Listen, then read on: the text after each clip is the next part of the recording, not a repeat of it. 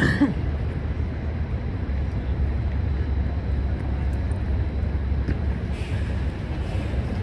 everybody.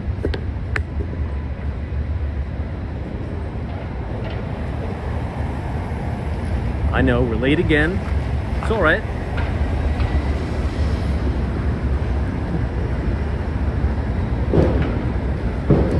Beautiful shot, 432 Park.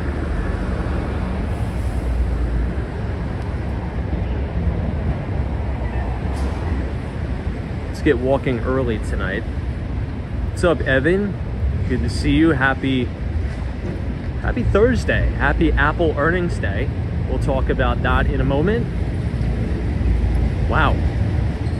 I mean, monster. $110 million. $110 billion buyback program. Combat Jones, what's up? Solo 401. How are you? Hold on one second.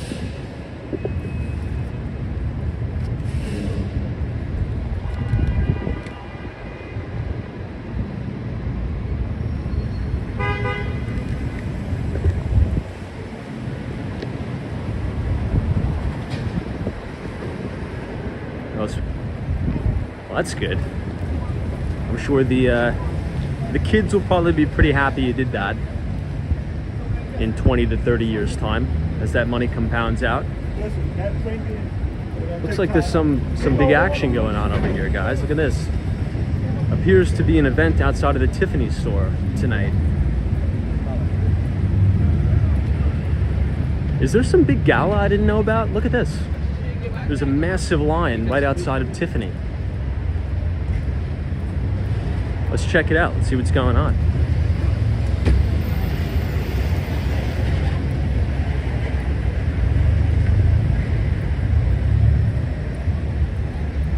It appears everybody's waiting for someone pretty big, I guess. Look at this.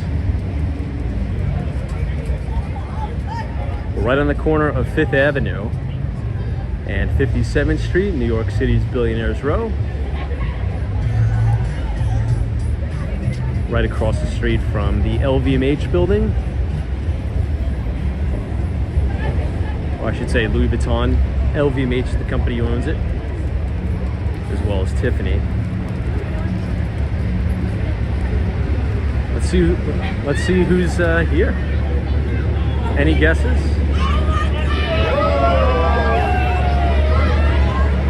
Oh, it's Pharrell. Cool.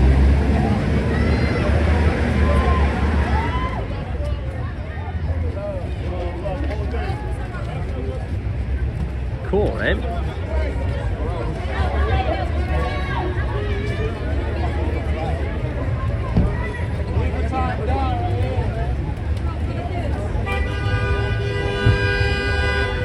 Well, we're going to be talking about Apple earnings today.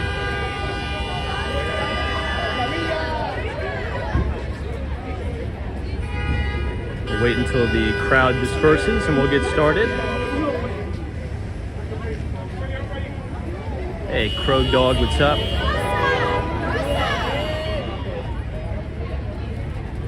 Good to see you. You know, you never know what's you're gonna run into in New York City.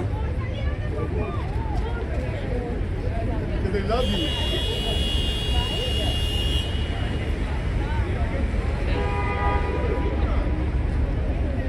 You know, a lot of times these celebrities will rent out the entire store so they could do shopping and things like that.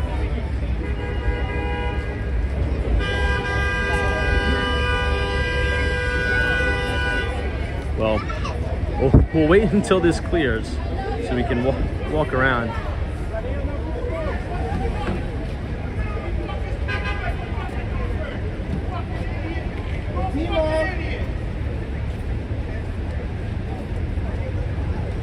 Yikes. Hey, what's up, Jeff? Evans is looking at Apple's earnings report now, Tom. It actually wasn't bad. They beat on both the top and the bottom line. And gross margin is still 46.6%. So, margins are great. Maybe we'll have to go around the block.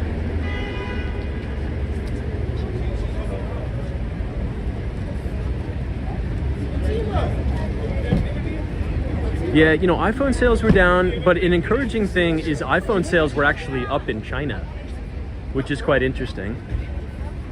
I think iPhone revenue was 45.96 billion.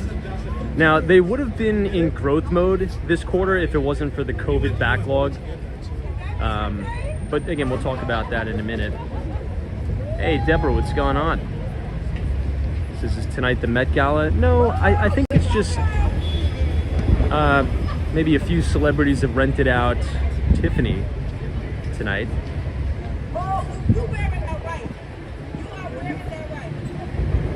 Maybe I'll have to go around the block to get through. What timing? It's coming out of the office. You never know what you're going to see. What's up, RJ? I think we could walk around here. I just really don't want to get in the way and deal with people, but we'll see. Yeah, Evan Weeks' net margin was way up. And I think the big reason why the stock was up about 6% today, or I should say after hours, is that massive $110 billion share buyback program. So I'm sure shareholders are going to be pretty happy about that.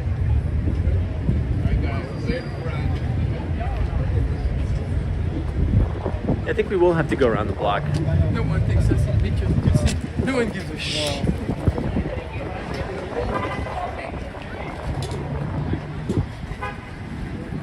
Yeah, we'll try to, alright, we're just gonna go for it. We're gonna try to maneuver. We get tackled or something.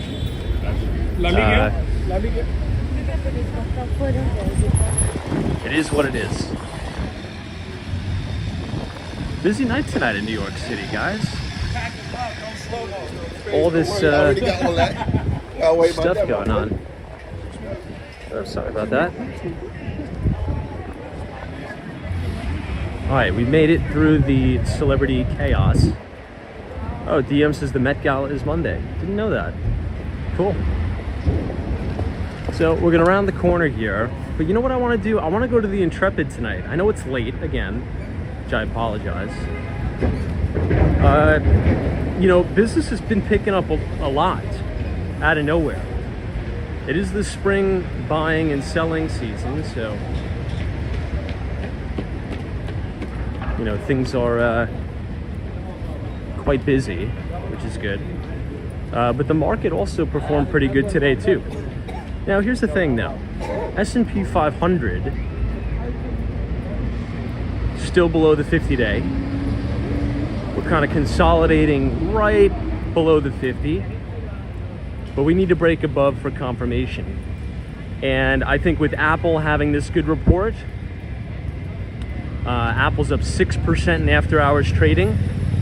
That's really going to weigh on the index, you know, in a major way. So we'll see what tomorrow brings. Are we going to rip roar rally into the close on Friday? I think it's possible. You know, and Apple held its gains after hours too. I think it's up like 6.5% actually. So we'll see.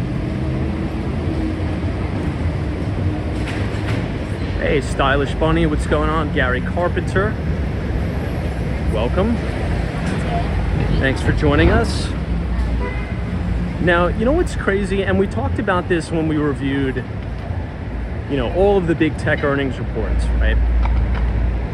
We covered Alphabet, we covered Microsoft, pretty much every single big company we cover. And you know, it's important to keep things in perspective here, right? There's a lot of pessimism, there's a lot of negativity on the economy overall. But let's just try to put some of these numbers into context here, okay? Let's just talk about quarterly profitability or quarterly net income from Apple. Apple made $23.64 billion this quarter. Those numbers are almost kind of like inconceivable. I feel like corporate profits in America are at these like just monstrous numbers. monstrous. So could you imagine what it's going to be like in 20 years, in 30 years, right? Generally speaking, again, right, over time, corporate profits in America tend to compound out roughly 8% a year, right? And that's why the market generally, right, with the random walk, generally tends to go up over time so long as corporate profits are very robust in America. And the big tech mega conglomerates are doing really well, right? You know, there's a lot of talk that Apple is in maybe structural decline because they don't innovate anymore. They don't really make any great products. This isn't my view, but this is a view from many other people. But at the end of the day, they made $23.64 billion last quarter. That's the fact, which is kind of crazy to think about those numbers. So it's just, I think it's appropriate just to take a deep breath, focus on those numbers, and you know, the elite corporate America is printing money, essentially. Anyway, this is St. Thomas Church here. Hey, Dutchman is here. What's going on? Solo 401. It was a beautiful day in New York City today. 80 degrees, bright sunshine, thank God. It was awesome, awesome day. And a busy day too. Trump's in town again. There was crazy traffic. And we got that thing going on, I guess, at Tiffany tonight. Two-wheel freedoms is almost always the iPhone, which accounts for more than half of Apple's total revenue. Well, another bright spot was the services. I mean, the services over time, I think, is going to dominate because you have scale there and you have high margin there too.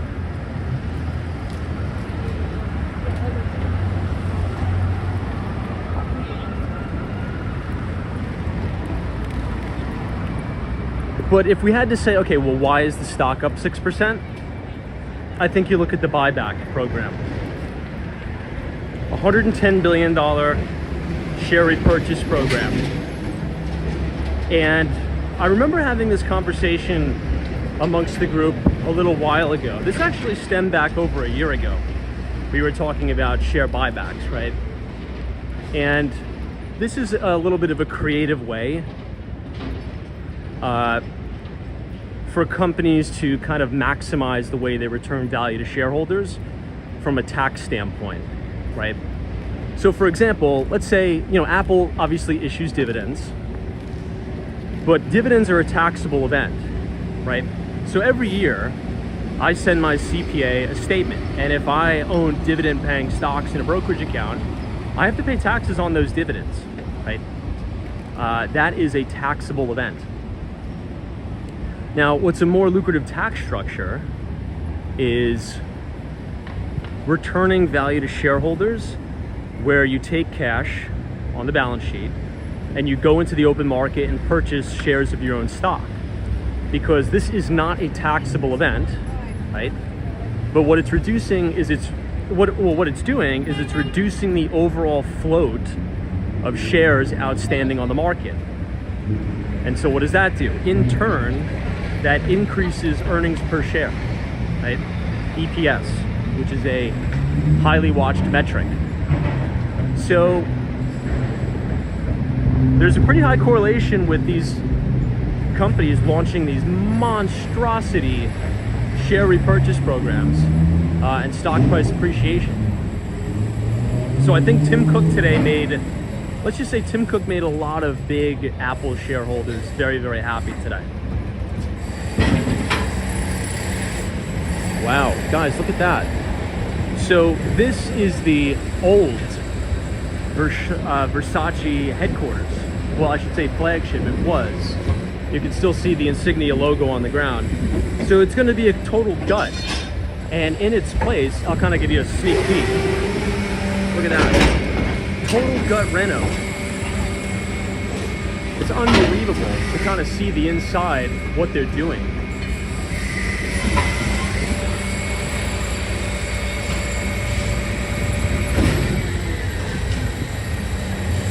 It's kind of sad to see the beautiful floor, all that marble flooring is getting ripped out. All of that was custom to Versace.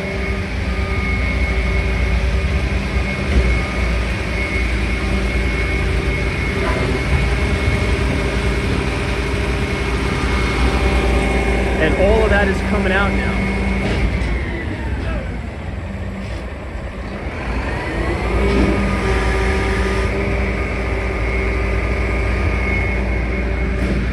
Anyway,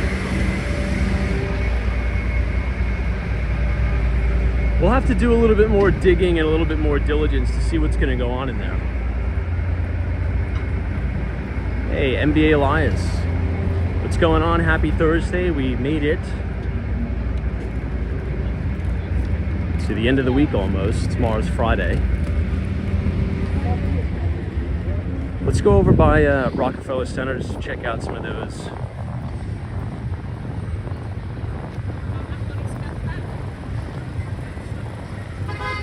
flowers. This will be a good look at the facade. Hey, Peter says, are they buying back stock at a good price, or are they buying back shares at the top? You don't know until time passes how much of the repurchases are at a capital loss in some companies. Yeah, well, generally speaking, I mean, Peter makes a good point, but generally speaking, if a company is going to repurchase their stock, they're making a bet that they can make a profit on that, right? That they view that their stock is undervalued. Now, maybe that's not the case, but Tim Cook seemed a little bit upbeat on the call, and I think the biggest surprise for me is that iPhone sales in China were actually up. That's big. And Tim Cook gave a few words, and he says that he's very optimistic over the long term on China.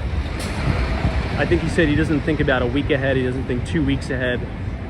He's thinking very, very long term on China. Peter says it's possible they're trying to just pump their EPS. I mean, maybe you could suspect that at a company, you know, not like Apple. I think Apple has a particular caliber where they don't really need to do that, but we'll see. I mean, it's a massive repurchase program. But essentially what I was going to say about that is a lot of politicians kind of caught on to what these companies were doing, right? So they wanted to get their grimy little hands in there and tax it. And that's exactly what they did. So starting January 1st, I believe 2024, so this year, or maybe it was a year ago, I forget, time is warped. Essentially, all new share repurchase programs will be subject to a 1% excise tax. Now, there was many analysts on the street that were saying, you know, this is going to mute or dampen the demand for share repurchase programs. Doesn't seem like it. Doesn't seem like it at all to me. I mean, this is the largest in Apple history, $110 billion. They'll pay the 1% tax on it. Doesn't seem like they're being deterred at all.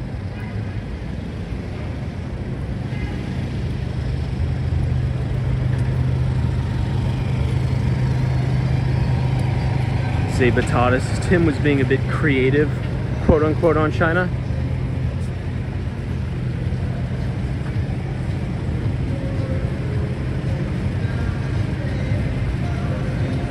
Here we are at Rockefeller Center.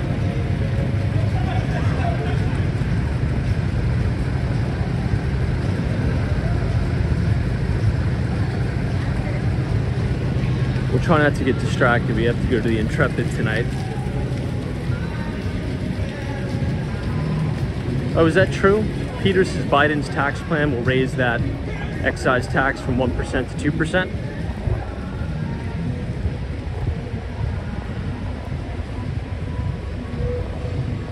I just think the portion in that tax plan about taxing unrealized gains, it's a non-starter. I just don't even think I don't even know how you would do that.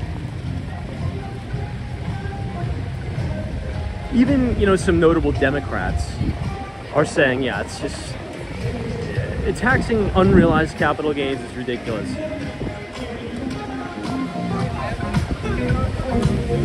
I think that is the one thing that would honestly cause capital flight out of the United States if they were to do that. Which is, it's not going to happen, it's not going to pass, but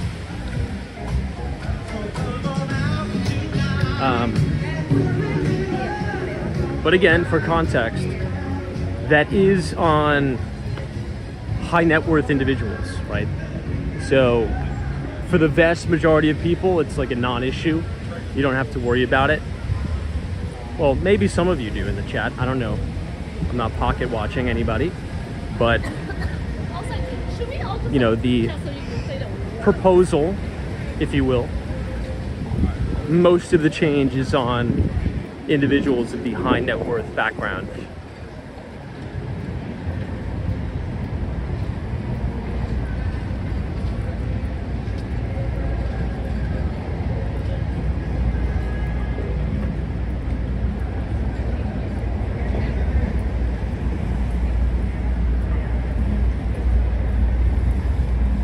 Peter says it's unconstitutional. Yeah, I mean, my whole big thing, and we've talked about this before, the problem with higher taxes, right, is if your government is not representing you appropriately.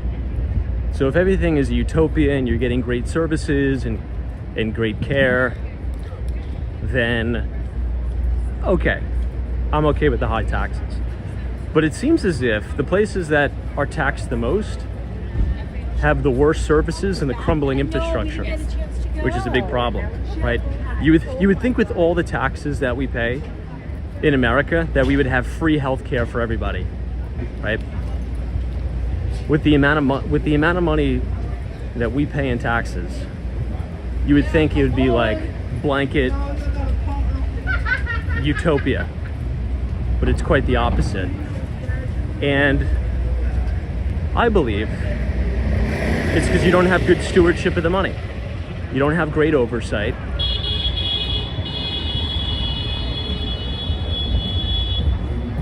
I feel like everybody's been a little bit more road rage lately. Maybe that's just the weather. Who knows?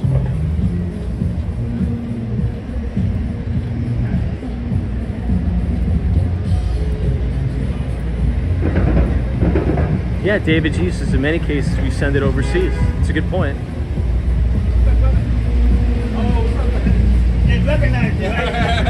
I'm used to the suit, that's why. Evan Weeks says you liked the Netherlands when you were there. Great soccer team. Doesn't Robin, isn't that the gentleman's name? Plays for the Netherlands.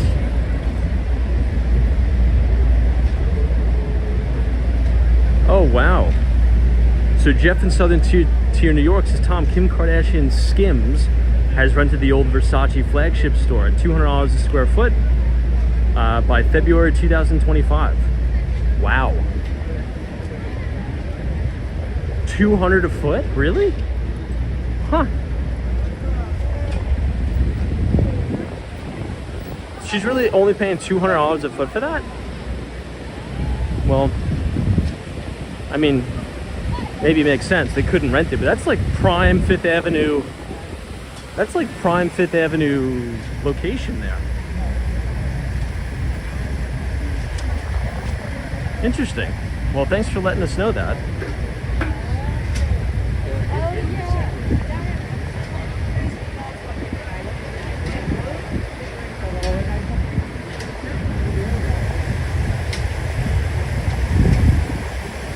Some of that prime Fifth Avenue retail storefront goes for a lot.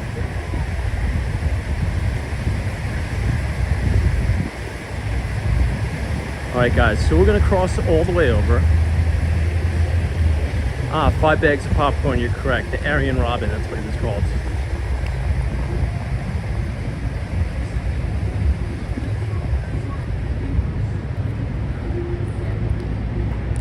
Let's read this comment.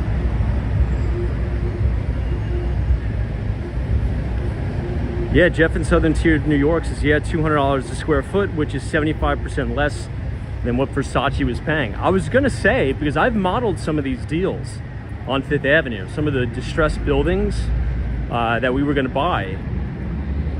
And I was modeling some of those deals at like $900 a foot to $1,000 a foot for that very, very prime retail storefront on Fifth Avenue. So good for Kim K. Great business move there.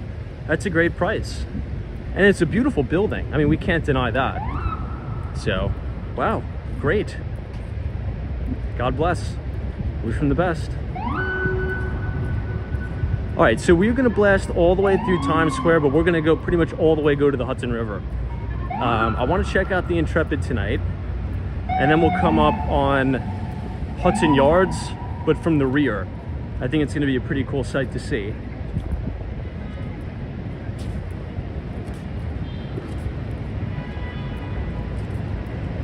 Now, someone was talking about like student loans and things like that. You know, with the amount in taxes we pay, we could probably have free college for everybody. It's just that we allow the administration to balloon. So the vast majority of the bloat, just like corporations get corporate bloat, I think prime recent example of this was at Meta. Meta in 2021 suffered from extreme corporate bloat. The board put a lot of pressure on Zuckerberg to fix that. Zuckerberg pillaged and fired about 25% plus of his company and turned the whole company around.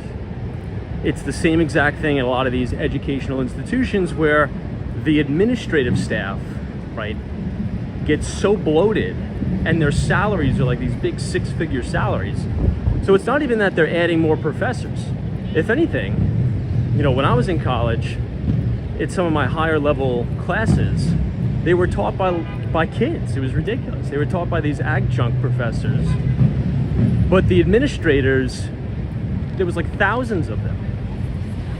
So again, it's poor management. So if we really, really wanted to, you know, go scorched earth, which we won't, because there needs to be good leadership, you know, from the federal level down to the state level, we would essentially pillage and fire 70% of administrators at universities and public universities. And we could probably allow kids to go to school for free, honestly. The numbers would probably work. Anyway.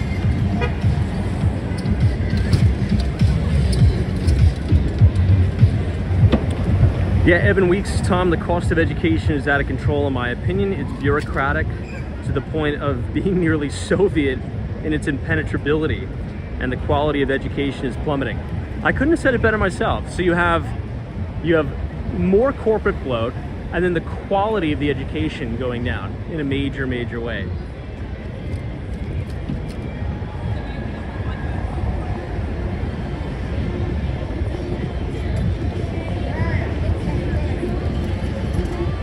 Hey, New England Crypto, what's going on? Now, New England Crypto, you were saying you have a mining operation. Dude, I'd like to check out your mining operation. Now, one of my really Twitter friends or ex-friends, you probably have heard of him in the crypto space. I mean, I've known this guy a long time, probably 2013. Peter Saddington. He has a monster Bitcoin mining operation in rural Georgia. Very, very cool operation. All right. So let's go all the way over. We'll go to Hell's Kitchen. And then we'll head down and go to the Intrepid. Evan Weeks, have a good night. Have a wonderful Friday.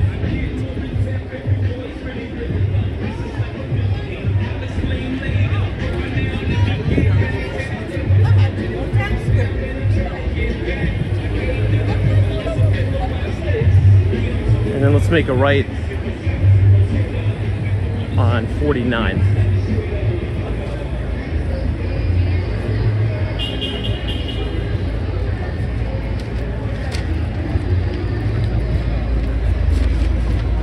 Yeah, New England Crypto. Take a look. You know, it was funny. Back in my college days, there was this website. It was a platform. This was like 2013, 2014. It was called the Bitcoin.pub. I don't know if, I think it's a dead project, but it was hilarious. And it was all these old, you know, old school, you know, Bitcoin old heads. And it was essentially like a Reddit forum, but for Bitcoin miners at the time. It was called the Bitcoin.pub. I remember I was in the computer lab. I would sit in the computer lab all night and just like chat with random miners on the Bitcoin.pub. And Peter coded the whole thing. Very, very cool. I used to upload videos on there. I don't know if it's still around. Maybe somebody can try to go to the website. If you punch in the URL, bitcoin.pub, it's probably, the domain is probably for sale. I don't know if it's still around. That was when Bitcoin was like $1,000, 950 bucks. Crazy. Less actually. Anyway.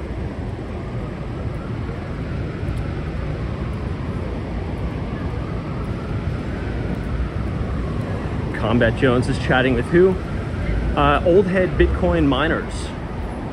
So that was back in the day where it was actually profitable, and you could actually make some money, you know, mining Bitcoin in your house. You can't do that anymore. You know, now there's massive mining operations, publicly traded Bitcoin miners. But this was back in the day when people were just doing this as a joke, you know, punting it for fun. And to see what it's become now, look at this guy, whoa. To see what it's become now, it's almost a little bit unbelievable.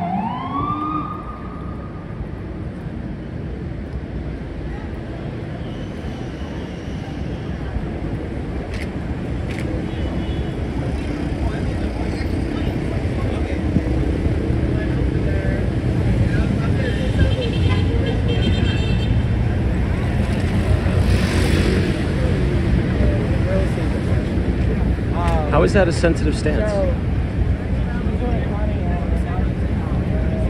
Oh, for sure. Yeah, New England Crypto. You can. For sure.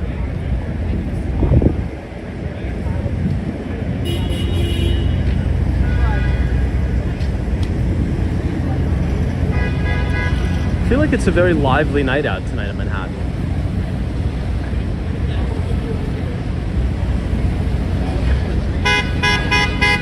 Oh, look at this guy. Now, MicroStrategy, which is it's a software company. Ticker symbol is MSTR. The CEO is Michael Saylor. But now it's pretty much just, essentially it's a Bitcoin ETF. I mean, they have so much exposure to Bitcoin that, you know, it's essentially a big Bitcoin ETF, honestly.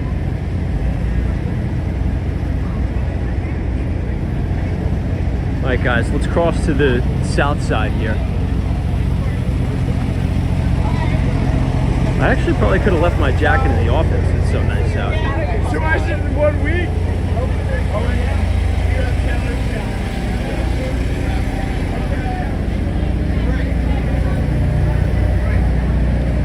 But yeah, New England Crypto.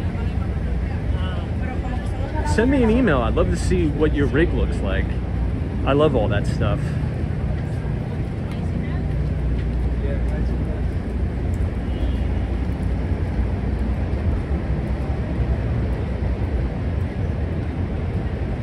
Yeah, that's true. Doc 7 is going to be the first Berkshire Hathaway meeting without Charlie Munger.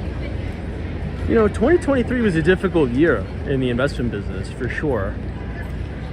We lost our good friend Charlie Munger, who is Warren Buffett's right-hand man. But we also lost Sam Zell, who is massive private equity real estate guy. And we lost Bill O'Neill, William J. O'Neill, CEO and founder of Investors Business Daily and O'Neill Securities. But they always do say that the, legends, they die in threes. Isn't that the saying? Like big celebrities or notable people, it always happens in threes for some reason. Fuck your YouTube video. I feel like I heard that before. Ah, the pores.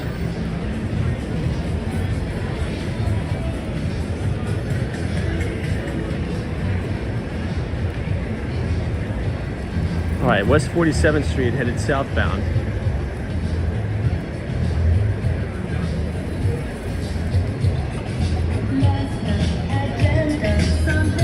Oh, Brad's brain. You know what I found? Brad says R.I.P. Bill O'Neill. You know what I found the other day? One of my old coworkers used to give me his...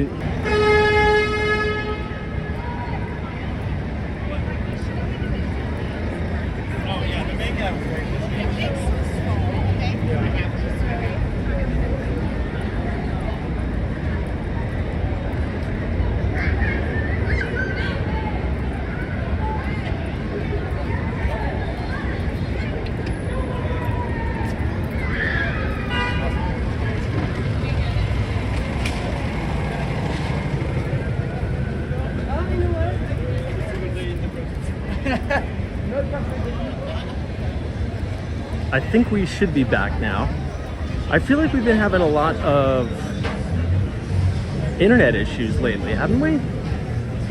I feel like there's been tons and tons and tons of dead spots.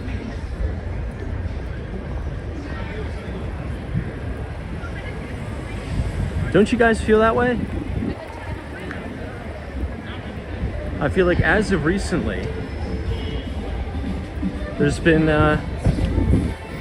lots of internet issues in the city. Maybe it's because they're doing a lot of construction. I also think it's because the president's been in town a lot more often. So you never know, that could be a reason too.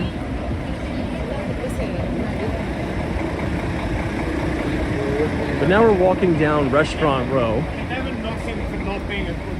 We're gonna pass Becco here in a minute. Soho Joe, what's going on?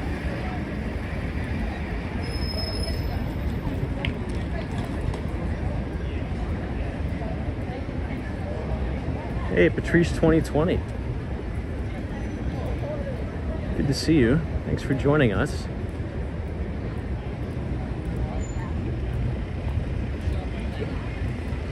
I gotta get up early again.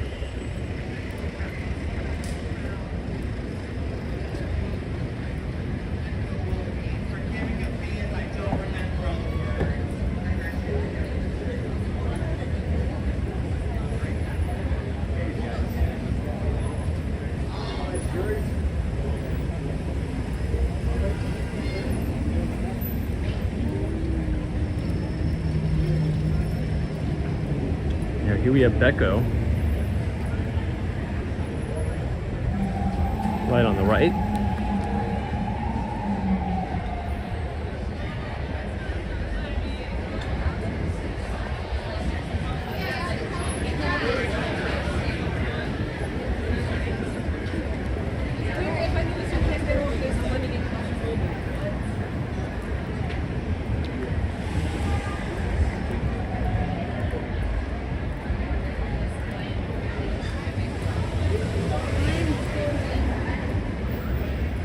Victor C, what's up? Welcome to Hell's Kitchen.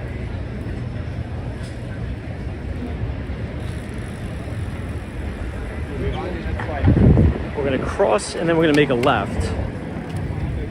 And then we're essentially gonna go all the way down to 42nd Street.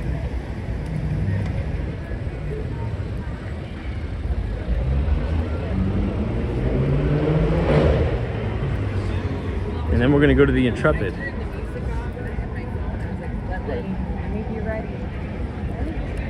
which is the retired aircraft carrier. Sal, what's going on? You know, I was on a call today, unrelated, but I was on a call today about just how dominant Publix is in Florida. And a lot of times, Publix will sign these triple net leases that are so lucrative to the owners, right? And they're really they're like massive cash cows. Now, I think Publix is to Florida like what this, what is it, Bucks is to Texas? Is it Buc-ee's or Bucks? Is one of the big grocery stores in Texas, is that correct? Maybe if anybody is watching the stream from Texas, I think that's the grocery store, right?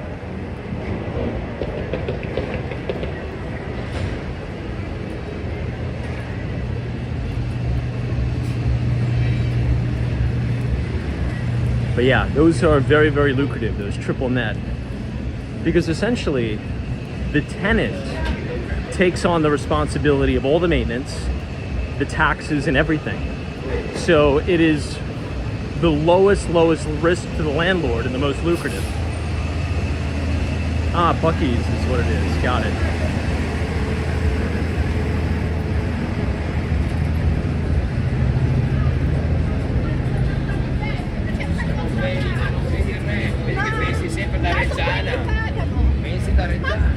Now, I'm working on this interesting deal. It's in Lower Manhattan, and this lady had a really, really lucrative triple net lease with the garage company, right? She owned the garage, and the garage operator was on a very, very lucrative long-term triple net lease. Now, I guess a big private equity firm came in and bought out the company.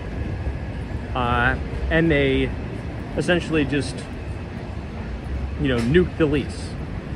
They got it out of it, they had to pay a fine. So now it's like very, very difficult and laborious to deal with all the day-to-day operations of the garage. So what we're trying to set up is kind of the deal structure that we set up at 69th Street, where you convert the garage into individual deeded condo spaces and you sell those individual spaces out. Now the good thing is, once you're about 70% sold, it creates a brand new condo board, and essentially the owner wipes her hands with the property, the project, right? Totally uninvolved now.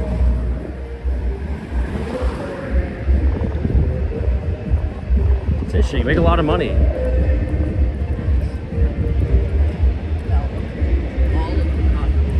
Passing a Starbucks, they bombed earnings. Same store sales are down. I think Starbucks overstepped their boundaries a little bit with the price hikes. And I feel like that drove off some customers.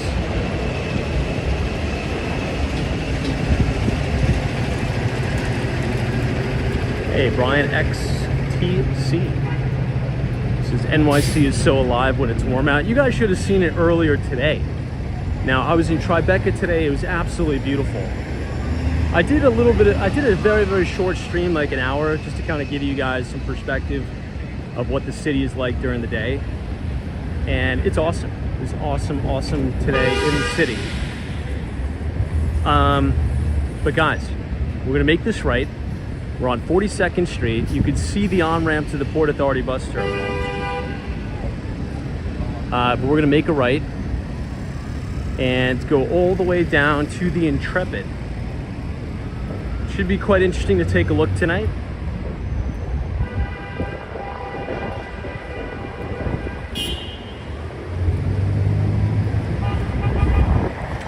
I've actually eaten at this place, Ollie's, many times. It's pretty good. And it's actually not that expensive. You would think, since it's so close to Times Square, it would be crazy expensive. It's actually not. It's pretty good.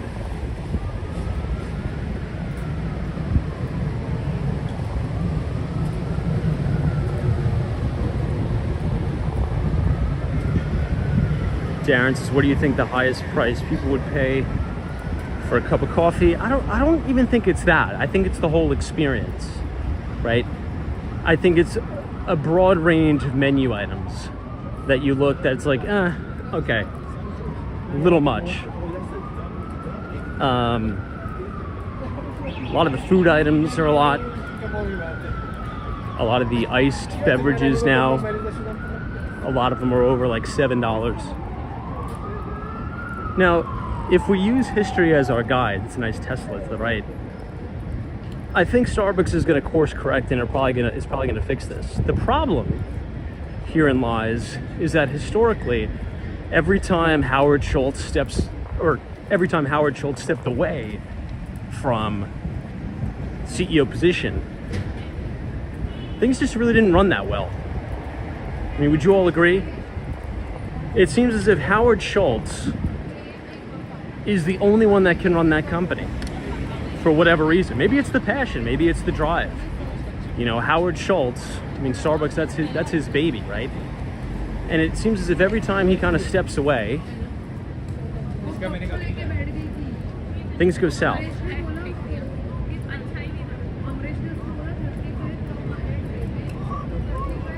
Oh, Brad's brain. I just got your X message. I forgot to turn on the do not disturb. So I found, my buddy that I used to work with had bins and bins and bins of those old Daily Graphs books in perfect condition. And he gave them to me and I put them in storage. Well, not really storage. When I moved to Miami, I found them the last time I was there, and those things are invaluable. Those old Investors Business Daily Graph chart books that they would send out.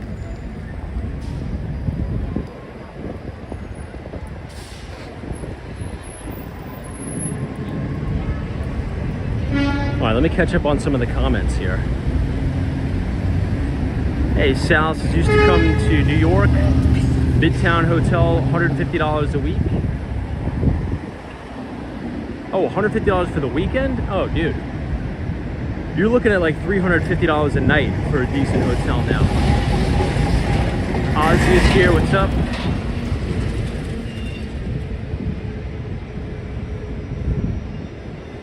Peter. Abdullah. MD Elias, Starbucks management reminds me of Boeing management.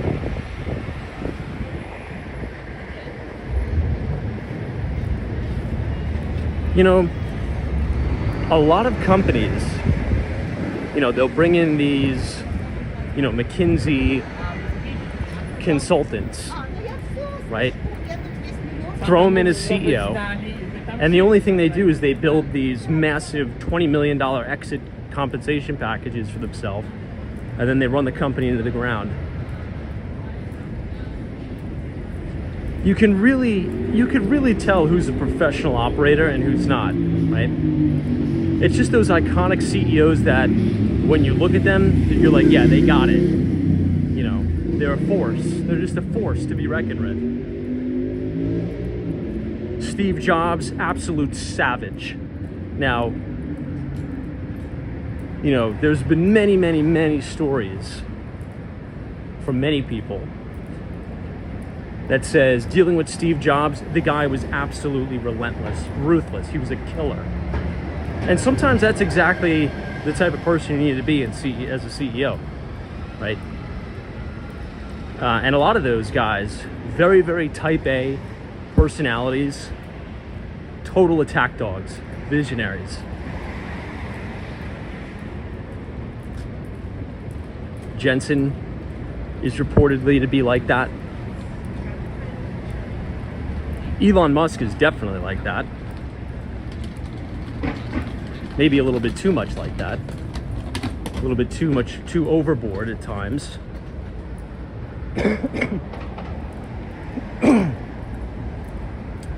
Oh, cool. Noodle says you met Warren Buffett. Awesome. No, Mikey says, hey Tom, have you touched on Apple's Q2 earnings? Yeah, so we talked about that a little bit. I thought it was surprisingly good. I thought it was really, really good. They beat on both the top and the bottom line, right? The stock's up about 6% after hours. But here's the thing. I think the reason why the stock popped is because they launched about a $110 billion share repurchase program, right? We kind of talked about the pros and the cons, or compare and contrast of paying dividends and, you know, share buybacks, different tax advantages and things like that. But Apple is still crushing and cranking out a lot of money, right? Apple makes a fortune. Oh, you can tell we're getting close to the water because it's so windy. We just slammed into the wind tunnel here. But it'll be cool for you guys to see the Intrepid. I'll first give you a shot of the Hudson Yards in the distance. It's kind of cool to see it all the way from the west side. But net income, Apple made about 23, let's just round up $24 billion in the quarter, right? So these tech companies are still ridiculously profitable. They have great margins. You know, Apple still, you know, maintains a, 46.5, 47% margins.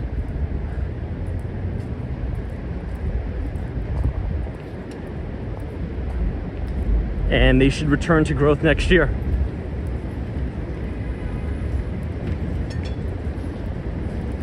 Now, all of these ritzy glitzy skyscrapers on the west side, they're nice, but you gotta watch out for some of these buildings, okay? Some of these buildings have 3 elevators that service over 200 units. I actually lived in this building for a very, very short time last summer, 635 West 42nd Street. And it was nice. I think it's a little bit too far over, but there's only 3 elevators that service over 200 units. So it's like you're sitting, it's kind of like this. It's kind of like getting off the train at Penn Station, right?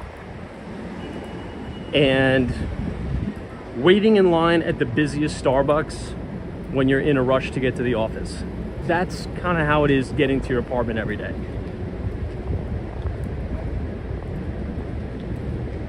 So that's one thing you gotta watch for some of these buildings.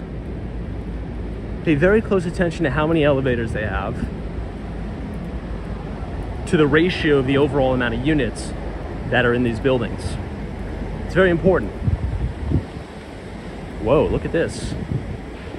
Lightspeed Innovation Show.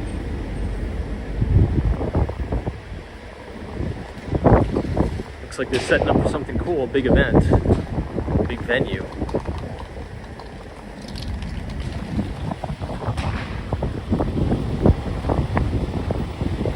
Wow. It's crazy you can notice the wind difference just in 2 blocks. I'm not sure if you guys could hear the wind in the mic, but the wind is barreling down the West Side Highway right now.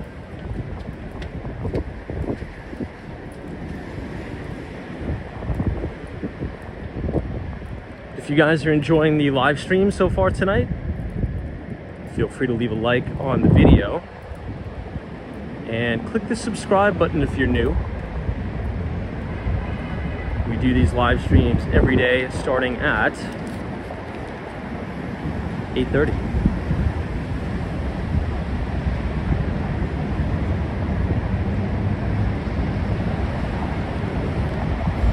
Sal, Tom, do you have an idea of how much an apartment manager makes? Do you mean like a super or like a management company? It really depends. It depends on a lot of things. All right, guys, welcome to the West Side Highway. This is it. We're all the way at the very, very west side of Manhattan. And we're about to see the Intrepid.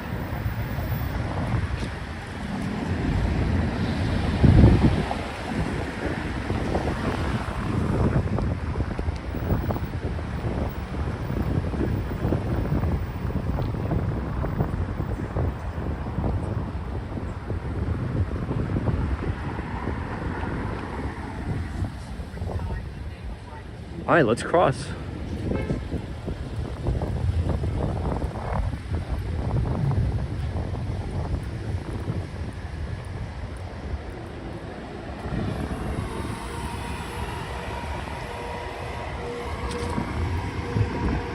Now, if you're visiting New York, this is something you got to do.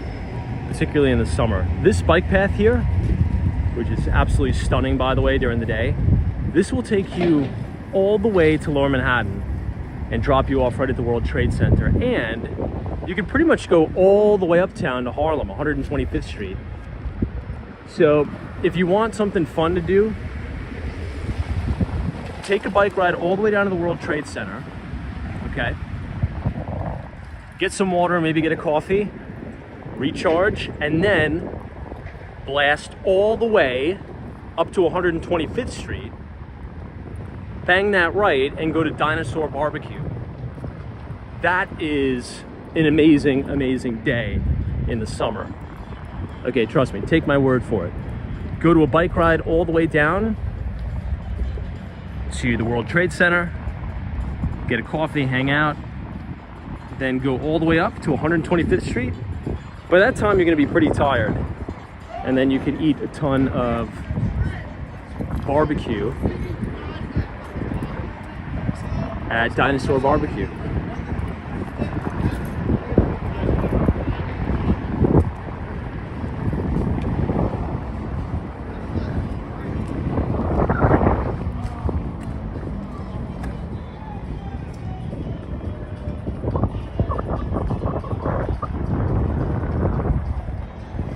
Let me see if I can, should I plug in the mic? Maybe the wind isn't that bad. We'll see.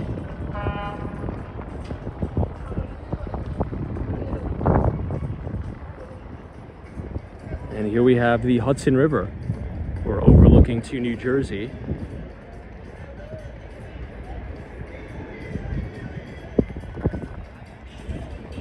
Look at how futuristic Hudson Yards looks all the way over there. South is Dinosaur Barbecue, was started by motorcycle bikers from Rochester. Yeah, I think they have a location in Syracuse, New York too.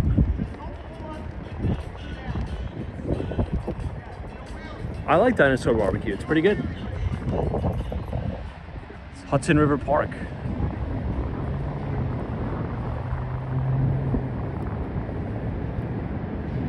We'll start to head down though, because it is getting late.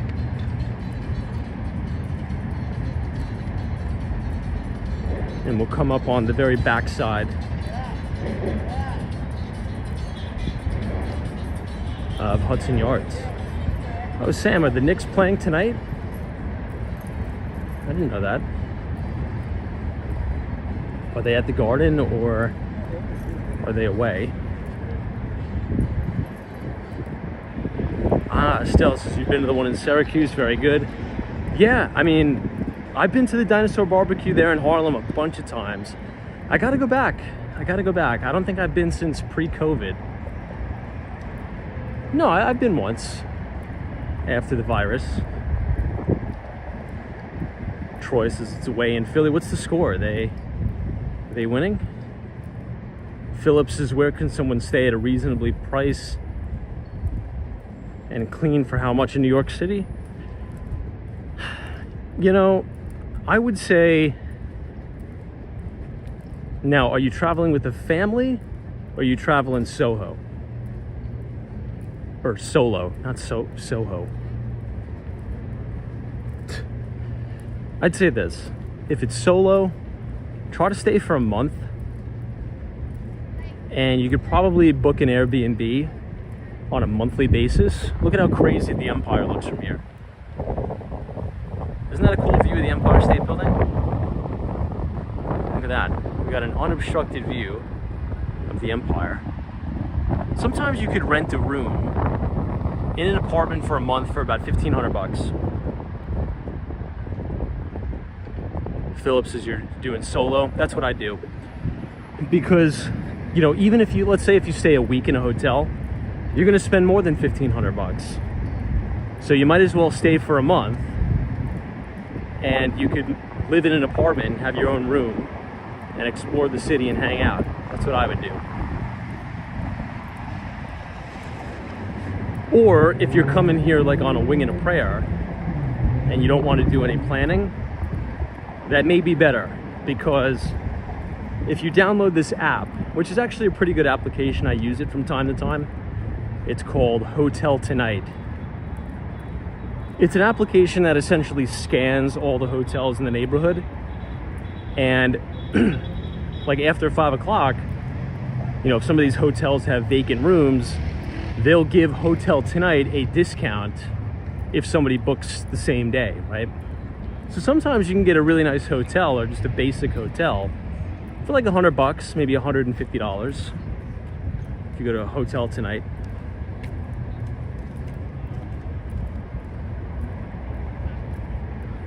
Someone says no playback. We'll have the playback tomorrow. I keep forgetting to set it. That's something that's real. I don't know why YouTube made that change. Like, I don't see how that is a benefit to the platform, right?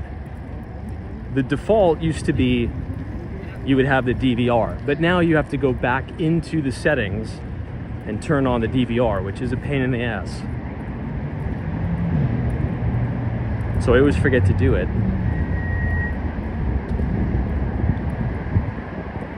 Yeah, Soho Joe says great suggestion. I use Hotel Tonight.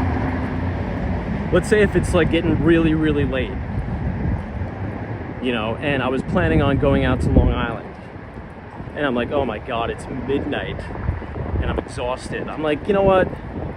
I'm not gonna trek all the way back. I'm gonna spend the $100. I'm just gonna stay in a hotel, so I don't have to get up crazy early. I do that sometimes. So the app is very good.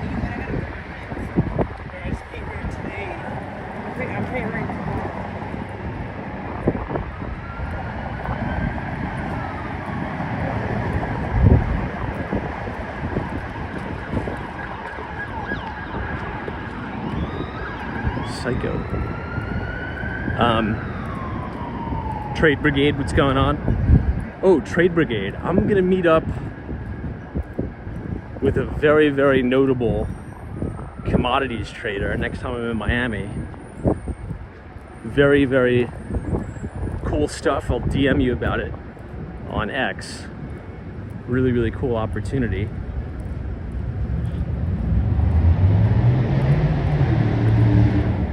Yeah, I should be back in Miami May 15th to the 18th.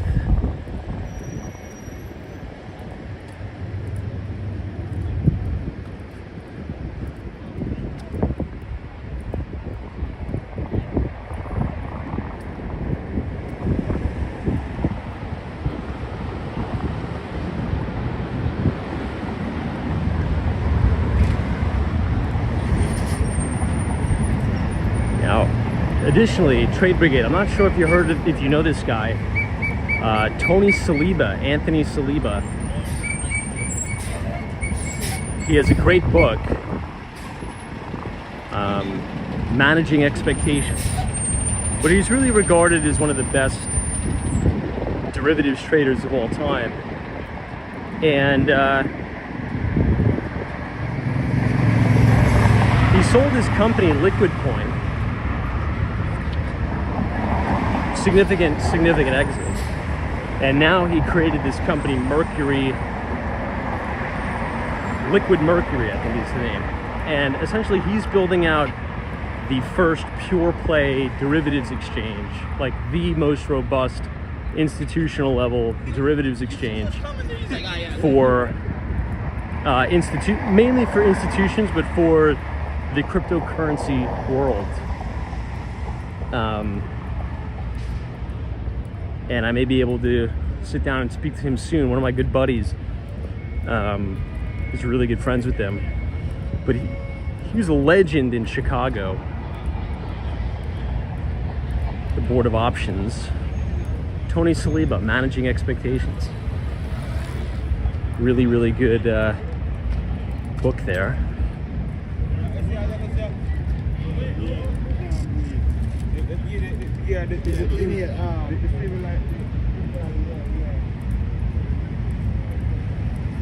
All right, almost there.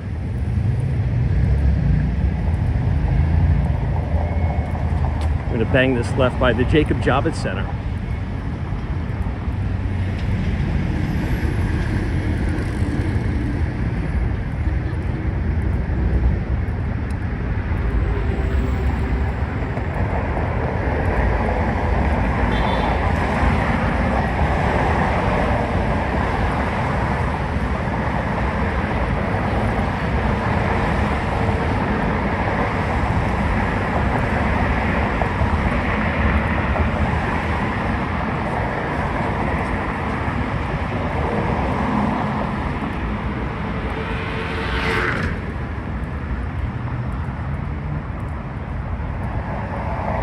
Jenny Trickett says Anthony Saliba with an S.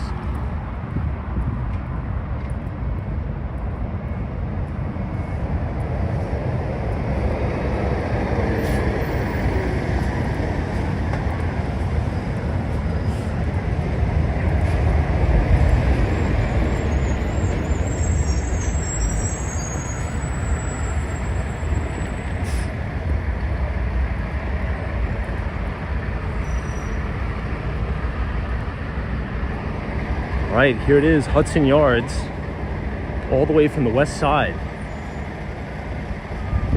It really looks like a mini city in and of itself. You know, the Hudson Yards quite literally could be an entire city standalone from Manhattan. It's probably about the size of Brickell.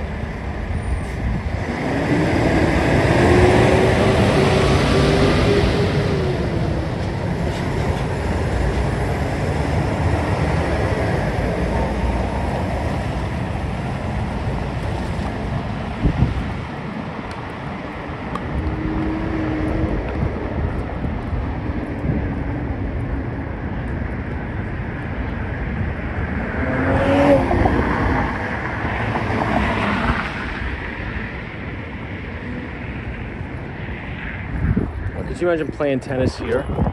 Beautiful.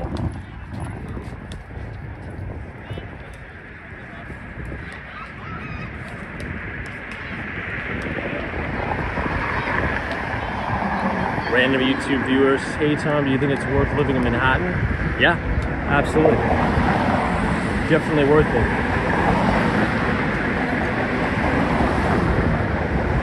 Particularly if you're young, I think. Definitely.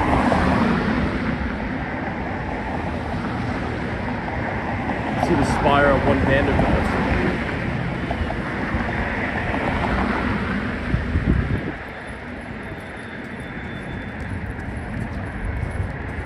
Now there was this Egyptian squash player. He was a world champion. You can look him up. Hassim Hashauer, I believe his last name was.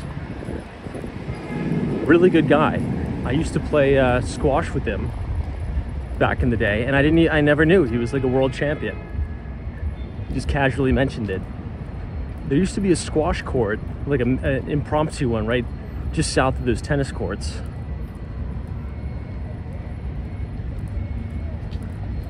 Now, part 2 of the Hudson Yards is going to come sooner rather than later.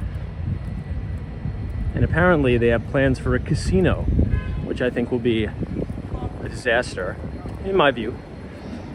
So they have plans for a casino and an elementary school. Quite the combination. And a hotel. But right here is the new Jacob Javits Center.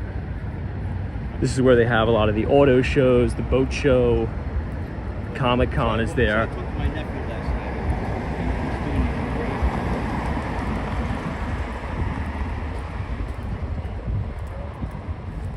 Yeah, Trey Brigade, I noticed that too. That bright, what was that, like an orange, yellow Aston Martin right there? Crazy, this is the Megabus.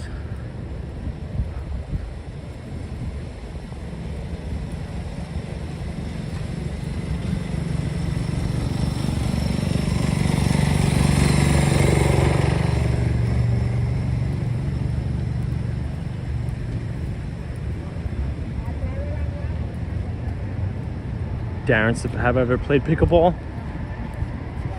I think once. Now, they have really, really nice, brand new, by the way. Ooh, I could smell the Megabus. That gives me PTSD, post-traumatic stress. I have Megabus post-traumatic stress from when I was younger. Oh, God. You know, it's gonna sound crazy. And you think this is going to sound like I'm being a diva, which I am being a diva about it, but my bad experiences on the Megabus was one of the biggest motivating factors to make money and like be successful. I said I will never have to be in the position to take the Megabus again. That's how bad it is. So I give it all of these riders a lot of credit. You have more mental fortitude than I will ever have. Just can't do the megabus anymore. Too many bad experiences.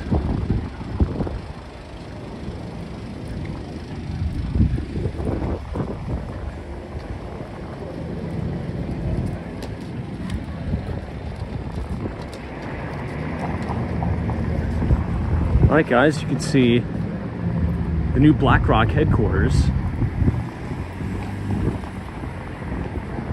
50 Hudson Yards. The new home to BlackRock. Larry Fink and Company is right here.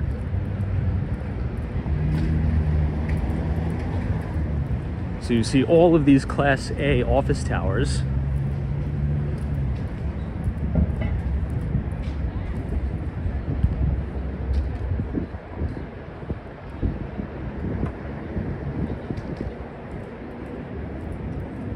And that's a big trend in the city that we've been talking about. Lots of businesses vacating older Class B and Class C office towers and moving into these beautiful, luxurious towers. Now, the last interview with Larry Fink on Bloomberg, I think was literally done right here. Like, quite literally right there. Because you can see the vessel in the background, which is this huge structure here.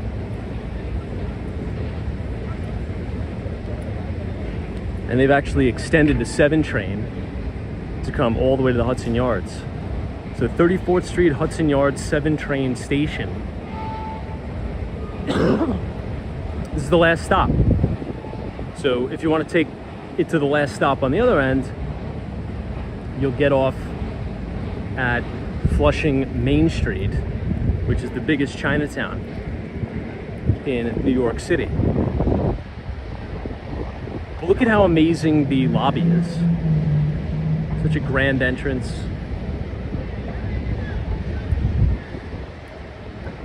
Really, really nice. Just check my battery. Oh, we're good.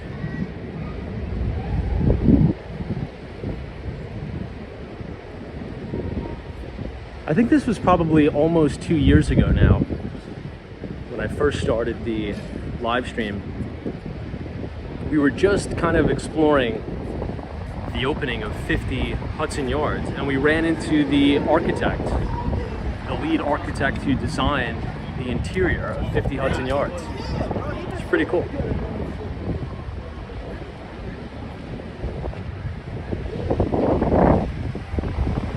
Great views of the vessel.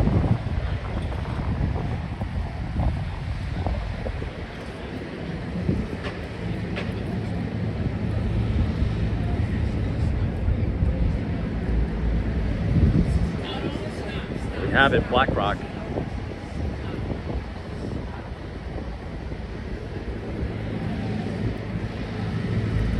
I feel like Related always does really good work.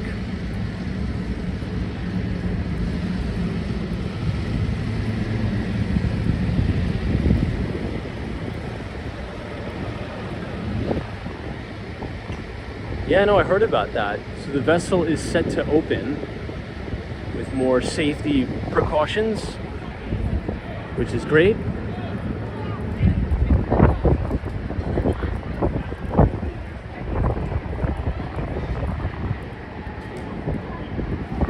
Look how cool the lobby looks from this angle.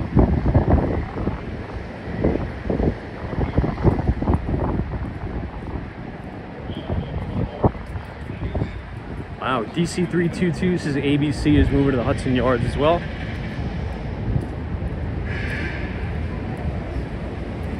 I think the biggest selling point about Hudson Yards is that it's a mini city within the city, if that makes sense. So you have all types of restaurants, coffee shops, you know, high-end retail shopping, all within a walking distance of each other. So you're essentially in a mini community within Manhattan. You have some of the best dining, the best restaurants, hotels, gyms, right? Equinox is right there. Big Equinox Hotel. So it's very easy for business travel. So let's say if you work in the BlackRock offices in San Francisco, you have a business meeting in New York, you stay in the hotel right there and you walk to your meeting, right? So everything is in such close proximity and everything is so perfectly laid out. And if you have a corporate outing, you just walk to the shops, which is right to the right of us.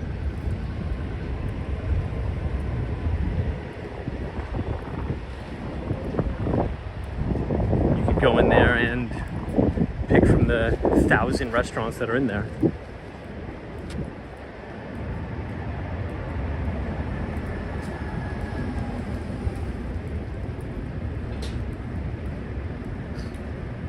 Random YouTube viewers as well, my New York City friends hate the Hudson Yards.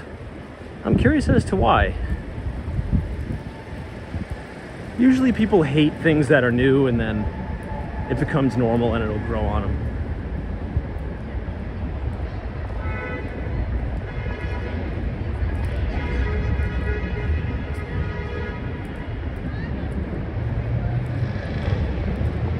If you guys are enjoying the live stream tonight, feel free to leave a like on the video and click the subscribe button if you're new. We'll wait till that guy blows the stop sign. He didn't. 2 thumbs up for him. It's a good coffee shop right in here.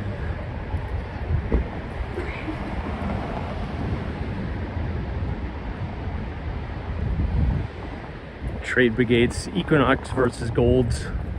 I'd say Equinox.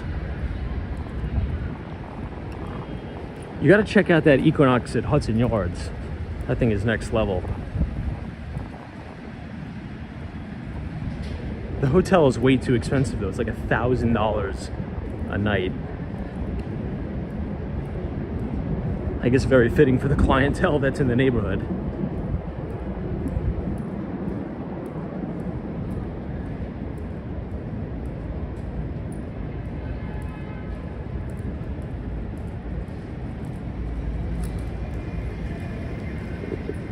I just like how open it feels.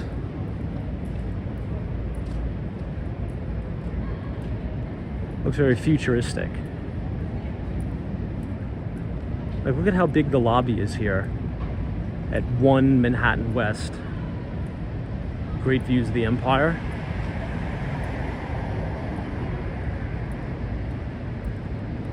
Yeah, Lark's is $1,000 a night. And I think that's the most basic room too.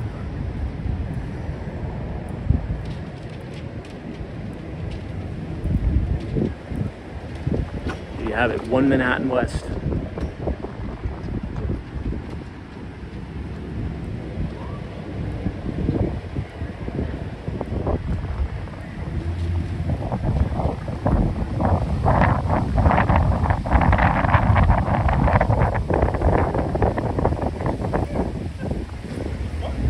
Someone says, wouldn't the casino be better located in Times Square? I don't know about that. I'm very against the casinos. I mean, so I'm a little bit biased here. I don't think we should have a casino in Times Square, and I don't think we should have a casino in the Hudson Yards. I think it would be out of control, let's just say that, if a casino is ever approved to go in Times Square. I think things would be out of control.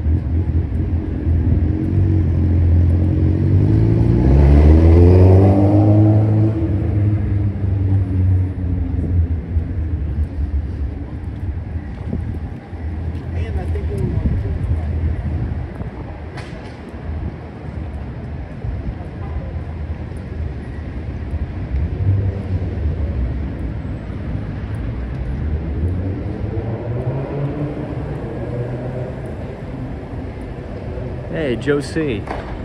This is Tom. Am I watching the NHL or the NBA playoffs? No, I'm not, but I will root for the New York teams. So I'll root for the Knicks and the Rangers. So go Rangers, go Knicks.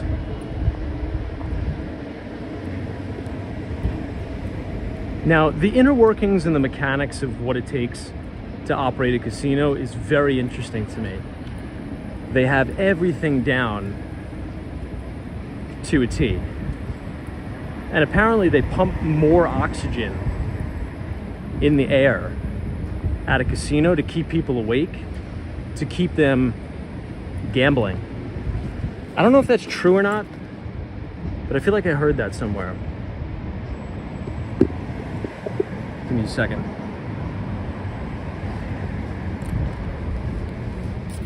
Can we get a quick time check in the chat? I just want to make sure we are on time.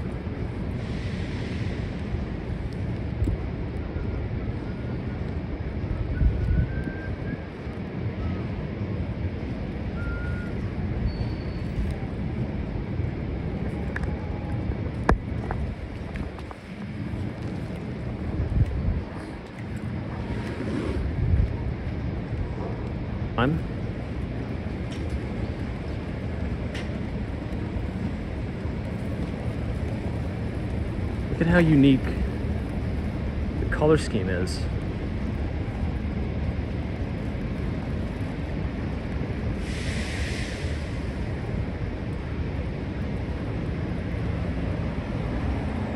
Crispy says, can anyone confirm the casino oxygen rumor?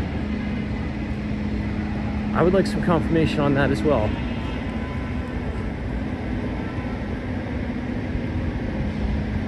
Yeah, NBA lies is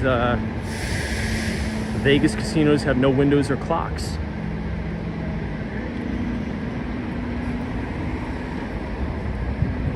They definitely keep you on the drugs there for sure. Hey Philip, thank you for joining us here. Walks in Wall Street. Oh, that's right. It was the Empire State Building's birthday a few days ago.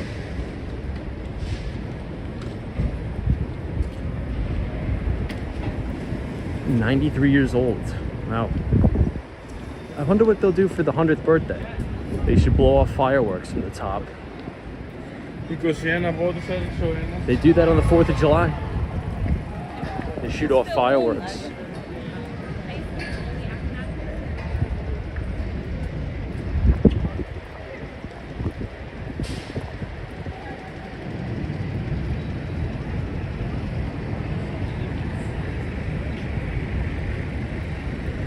I feel like 8th Avenue here is a lot wider now.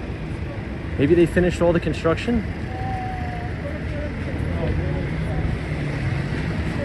I think they did.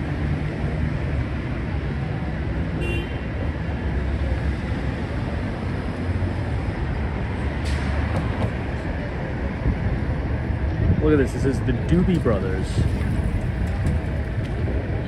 August 7th.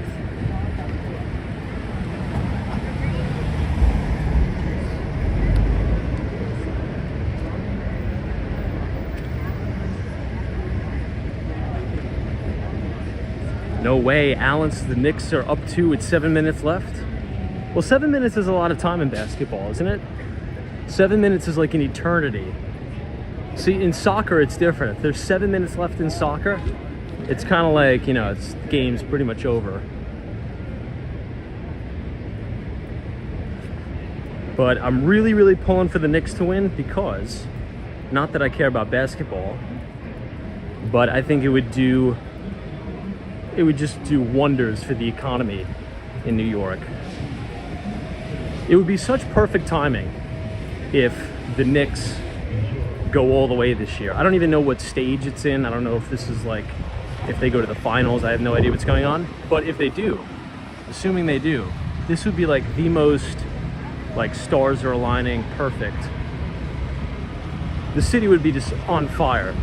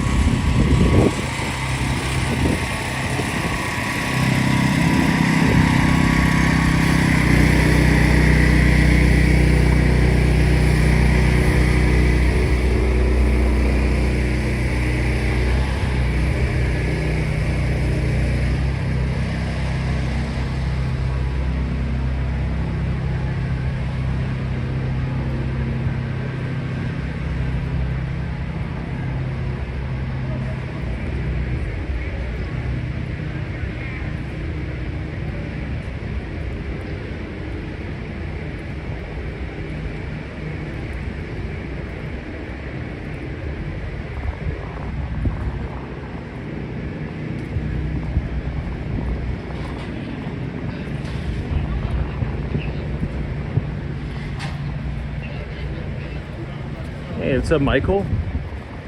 Corpus Christi, Texas. Tom, how's your week been so far? It's been crazy this week. Hopefully I get a little bit of a break this weekend, but we'll see. Man, it's crazy windy this year.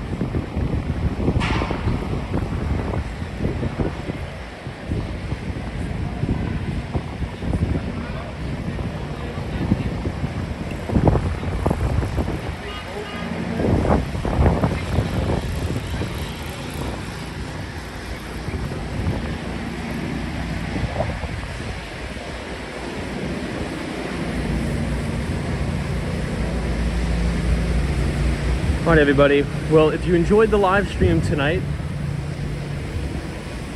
leave a like on the video, subscribe to the channel if you're new, and fingers crossed we will be on time tomorrow. Fingers crossed. Assuming there's no work emergencies. Have a wonderful Friday, and we will see all of you right back here tomorrow. So thank you all for watching. I'm gonna try to get some sleep, and we'll be back tomorrow. New England Crypto, Andy, drummer, appreciate it. All of our moderators, NBA Elias, NG, Gary, Jeff in Southern Tier, New York, Brad. See you guys tomorrow. Take care. Trade Brigade, JY, signing off.